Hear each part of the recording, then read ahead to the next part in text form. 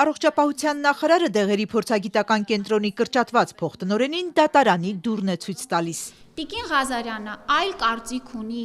իր աշխատանքային իրավունքների մասով, մենք ապրում ենք իրավական պետությունում, կարող է գնալ դատարան, մենք էլ կվիճարկենք հակառակը։ Դատարանը կորոշի, թե իրավական առումով ով է ճիշտ, ով ճիշտ չէ կամ ինչ որ որոշի։ Կենտրոնի 30 տարվա աշխատակից, իսկ վերջին 22 տարին կառույցի փոխտնօրեն Լիլիթ Ղազարյանն առանց Ավանեսյանի հուշման էլ ազատման լուրն ստանալուն պես որոշել էր, որ դատարան է դիմելու։ Ես կփորձեմ այլ աշխատանք գտնել ինձ համար։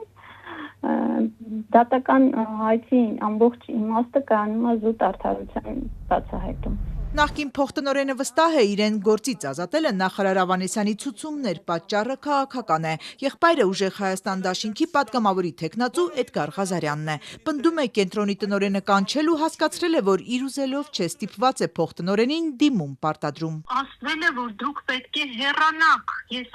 57 տարեկան եմ, ես չեմ կարող բաներ ասել, որոնք որ ճշմարտությանը չեն համապատասխանում։ Առողջապահության նախարարն անիմաստ մանիպուլյացիա է համարում այս ամենը։ Եթե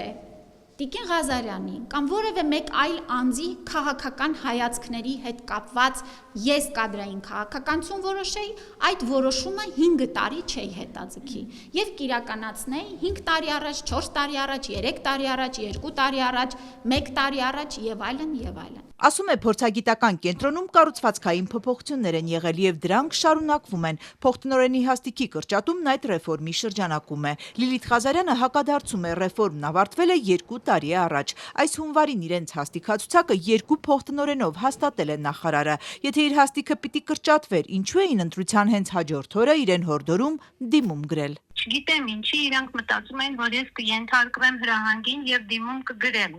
Նախարար Ավանեսյանը չի հերքում, որ իր ցուցումն է, հերքում է, որ որոշումը քաղաքական է, իսկ ինչ կասի փորձագիտական կենտրոնի տնօրենը։ Տիկին Ավանեսյանը մանրամասը բացատրեց։ Դեղ ներմուծող ու դեղատնային ընկերությունների ներկայացուցիչներից էինք լսել, որ Ղազարյանը փորձառու ու պրոֆեսիոնալ եզակի մասնագետ է։ Նախարարը նրանց առաջարկում է կրճատված փոխտնօրենին գործի ընդունել։ Կենտրոնի աշխատակիցներից մեկին հարցրինք, տնօրենի այս որոշումը ինչպես են ընդունել։